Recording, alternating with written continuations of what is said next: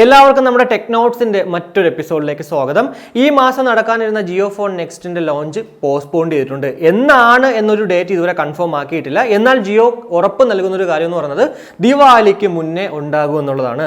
Global semi conductor chip shortage തന്നെയാണ് ഈ ഒരു പോസ്റ്റ്പോണ്ടിന് കാരണം എന്നുള്ളത്. ഇതിന് മാത്രമല്ല, ഓട്ടോമൊബൈൽ ഇൻഡസ്ട്രി ആയാലും PC ഇൻഡസ്ട്രി ആയാലും മറ്റുള്ള സ്മാർട്ട് ഫോൺ ഇൻഡസ്ട്രിയിലൊക്കെ തന്നെ ഈ ഒരു ഇമ്പാക്ട് നല്ല രീതിക്ക് തന്നെ സംഭവിച്ചിട്ടുണ്ട് എന്നുള്ളതാണ്. ഇനി അടുത്ത് നോക്കുവാണെങ്കിൽ സോണിയുടെ S40R സൗണ്ട് ബാർ ഇന്ത്യയിൽ ലോഞ്ച് ആയിട്ടുണ്ട്. 5.1 ചാനലോട് കൂടിയിട്ട് ഡോൾബി ഓഡിയോ ടെക്നോളജി ഒക്കെയാണ് നമുക്ക് ഈ ഒരു പ്രോഡക്റ്റിൽ ലഭ്യമാകുന്നത്.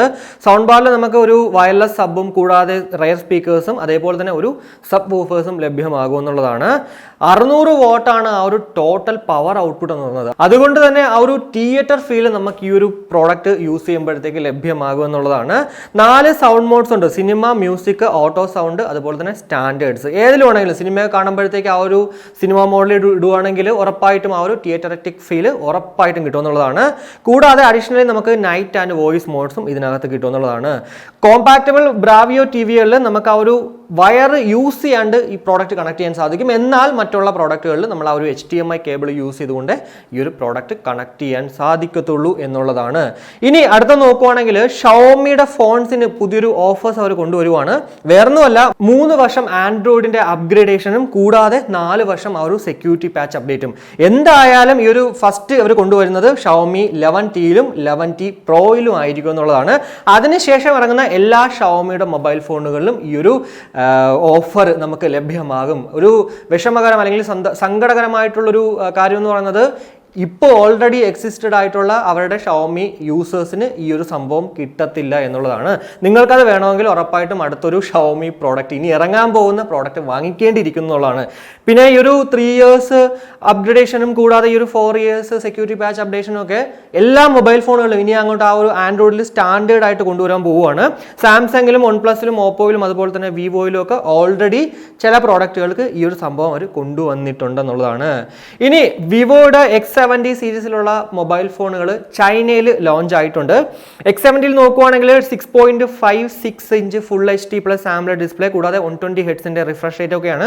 MediaTek Dimensity 1200 SoCയും 8+128, 8+256, 12+256 എന്നിങ്ങനെ 3 വേരിയൻസിലാണ് നമുക്കിത് ലഭ്യമാവുക. 40+12+12 എന്നിങ്ങനെ ഒരു ട്രിപ്പിൾ റെയർ ക്യാമറയും 34MP ഫ്രണ്ട് ക്യാമറയാണ് ഇതിൽ ലഭ്യമാകുന്നത്.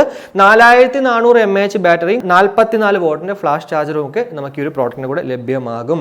ഇനി റേറ്റ് നോക്കുവാണെങ്കിൽ 8+128ന് ഞാൻ ആ ഒരു ചൈന റേറ്റ് ജസ്റ്റ് ഒന്ന് കൺവേർട്ട് ചെയ്തിട്ട് പറയുവാണ്, 42,100 അറൗണ്ട്. അതുപോലെ തന്നെ 8+256ന് 45,500, 12+256ന് 49,000 രൂപയാണ്. ഇനി അടുത്തത് X70 Pro നോക്കുവാണെങ്കിൽ സെയിം ആ ഒരു X70യിലുള്ള ഡിസ്പ്ലേ ഒക്കെ തന്നെയാണ്, അതേപോലെ തന്നെയാണ് ഇതിലേക്ക് കൊണ്ടുവരുന്നത്. എന്നാൽ ആ ഒരു പ്രോസസർ എന്ന് പറയുമ്പോഴത്തേക്ക് ഇവിടെ Exynosന്റെ 1080 SoCയിലേക്ക് മാറും എന്നുള്ളതാണ്. അതേപോലെ തന്നെ ഇവിടെ നമുക്ക് ക്വാഡ് റെയർ ക്യാമറ ആണ്. 50, 12+12+8 എന്നിങ്ങനെ 4 ആ ഒരു ക്വാഡ് റെയർ ക്യാമറ ലഭ്യമാകും എന്നുള്ളതാണ്.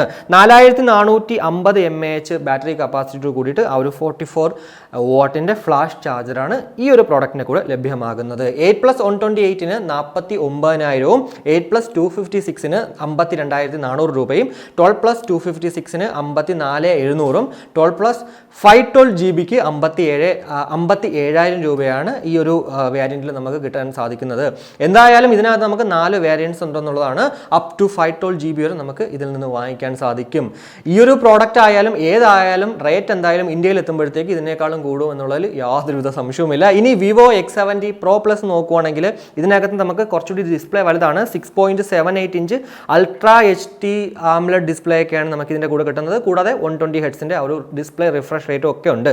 സ്നാപ്ഡ്രാഗന്റെ 888+ SoC ആണ്. അതേപോലെ തന്നെ 48+50+12+8MB ക്വാഡ് റെയർ ക്യാമറയും 32MP ഫ്രണ്ട് ക്യാമറയാണ് ഈ ഒരു പ്രോഡക്റ്റിൽ ലഭ്യമാകുന്നത്. 4450 സെയിം ആ ഒരു X70 Proയിലുള്ള പോലെ തന്നെ ആ ഒരു 4450 mAhും 44 വാട്ട് ഫാസ്റ്റ് ചാർജറൊക്കെയാണ് ഇതിൻ്റെ കൂടെയും നമുക്ക് ലഭ്യമാകുന്നത്. 3 വേരിയൻസിലാണ് നമുക്ക് ഈ ഒരു പ്രോഡക്റ്റ് ലഭ്യമാകുക. 8GB + 256ന് 62,700 രൂപയും 12+256ന് 68,300ഉം 12+512GBക്ക് 79,700 രൂപയാണെന്നുള്ളതാണ്. ഞാൻ വീണ്ടും പറയുകയാണ്, ഈ റേറ്റൊക്കെ ഉറപ്പായിട്ടും നമുക്ക് ഇന്ത്യയിൽ ഇന്ത്യയിൽ എത്തുമ്പോഴത്തേക്ക് കുറച്ചുകൂടി അങ്ങോട്ട് കൂടും. ഈ ഒരു 12+ 512 GB ഒക്കെ 79 എന്നൊക്കെ പറയുന്നത് ചിലപ്പോൾ 90 ഒക്കെ ആവാനായിട്ട് ചാൻസസ് വളരെ കൂടുതലാണെന്നുള്ളതാണ്. അപ്പോൾ ഇതൊക്കെയാണ് ഇന്നത്തെ ഈ ഒരു ടെക് ന്യൂസിൽ നമുക്ക് പറയാൻ പറ്റുന്ന കുറച്ച് കാര്യങ്ങൾ എന്ന് പറയുന്നത്.